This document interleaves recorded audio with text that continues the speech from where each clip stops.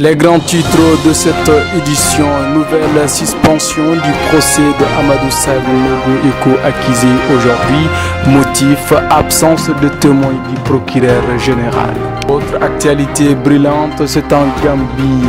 Libération de Ousseini Darboe, l'opposant numéro 1 de Yaya Jammeh, est libre avec 18 autres de ses co-accusés arrêtés depuis d'années. En France, Manuel Valls n'est plus le Premier ministre. Il est remplacé depuis ce matin par Bernard Cazeneuve, nommé l'ancien ministre de l'Intérieur de ce pays.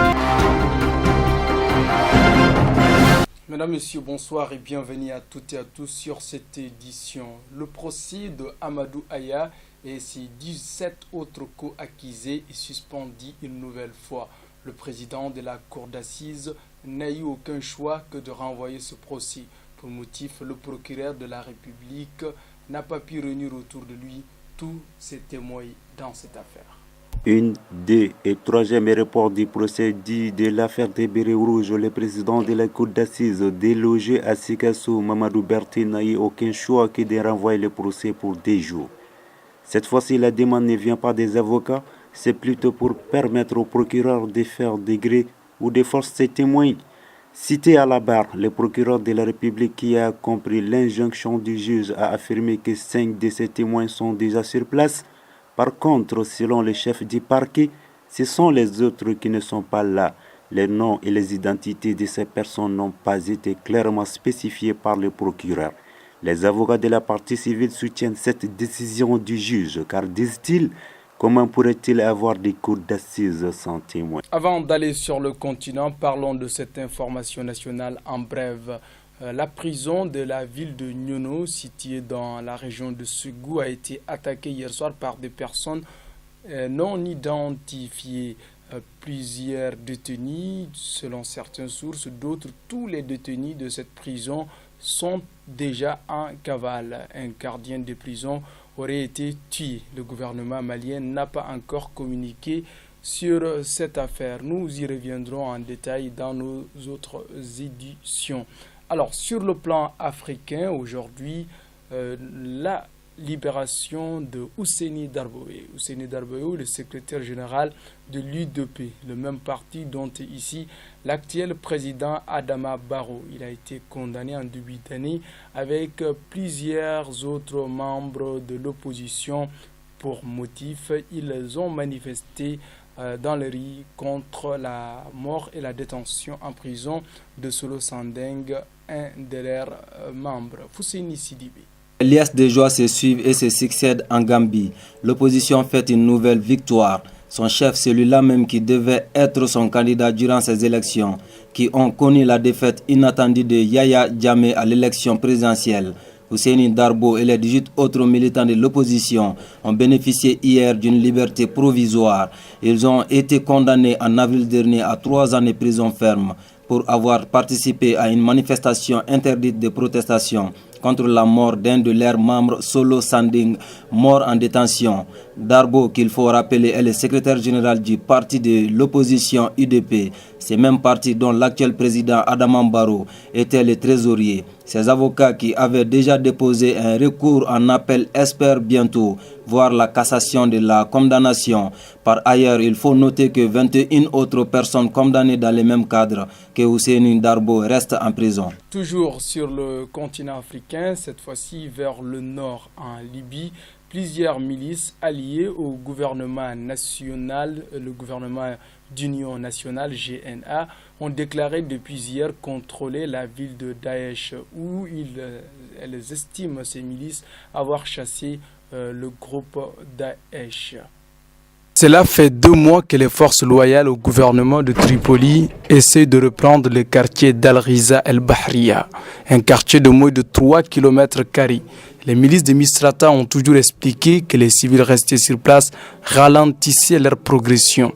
22 frappes américaines ont été menées ces dernières heures, annonce Africom, ce qui aurait détruit 63 positions de l'organisation de l'État islamique dans la ville. 12 combattants du groupe djihadiste ont été arrêtés et 26 corps trouvés dans les décombres de la ville, dont ceux de femmes et d'enfants. Les milices formées par plusieurs groupes ont annoncé la reprise de la ville de Sirte à Daesh. Le gouvernement d'union nationale installé à Tripoli en fin mars 2016, dirigé par Fayez El-Sarraj, ne confirme pas encore cette information. Toutefois, si elle se confirme, cette victoire à Sirte serait la seule obtenue pour l'instant par ce gouvernement. Pour Daesh, la perte de Sirte constitue un dur revers, même si des milliers de ses combattants auraient déjà fui la ville vers le sud de la Libye, où le désordre règne toujours en maître. À présent, hors du continent africain, direction la France. Depuis hier soir, il s'est déclaré candidat à la primaire de la gauche. Ce matin, il a conforté sa position en rendant sa démission au président français François Hollande. Khalifa Ahmed revient sur cette information. C'était très évident depuis hier soir. Manuel Valls a déclaré sa candidature à la primaire de la gauche. Une décision qu'il veut assumer jusqu'au bout. Ce matin, il a rendu vers 8 h sa démission au président français François Hollande. Le désormais Premier ministre veut rassembler autour de lui la gauche française. Il a été remplacé par le ministre de l'Intérieur Bernard Cazeneuve, lui aussi remplacé par Bruno Leroy, 51 ans, qu'il était depuis 2012 à la tête des députés PS à l'Assemblée nationale française. La passation de pouvoir à Matignon a eu lieu cet après-midi, sera suivie d'un conseil des ministres réunissant le gouvernement au grand complet mercredi. Toujours hors du continent africain, aux Nations Unies, les Russes et les Chinois ont opposé leur veto à un projet qui visait à demander à ce que les différentes parties qui alimentent le conflit libyen cessent les feux pendant une période de 7 jours renouvelable et également permettre à l'aide humanitaire d'être acheminée à Alep-Est. Les raisons d'une telle décision suivant l'élément. Les Russes n'ont pas passé par 4 chemins pour poser à nouveau leur veto, aidés par la Chine, qui a fait de même hier lundi. Ils ont dit non à un accord soutenu par les USA, la France et l'Angleterre. Cet accord prévoyait que toutes les parties au conflit syrien mettent fin à toutes leurs attaques dans la ville d'Alep pendant une période de 7 jours renouvelable. Il prévoyait également permettant de répondre aux besoins humanitaires urgents. L'explication donnée par les Russes pour avoir dit non est portée par la voix de leur ambassadeur Vitaly Tchoukourin. Ce dernier a estimé que le Conseil aurait dû attendre les résultats d'une réunion prévue aujourd'hui à Genève entre Américains et Russes. C'est pour parler porte sur un plan pour obtenir le retrait de tous les combattants rebelles d'Alep-Est, partie de la ville assiégée par les forces du régime de Bachar al-Assad. Quant aux Français et Américains, ils ont une nouvelle fois dénoncé cette prise de position de la Russie dans le conflit syrien. Dernier élément de cette édition, nous vous informons que le Mali abritera l'Afrobasket 2017. Cette annonce a été faite hier par FIBA Afrique.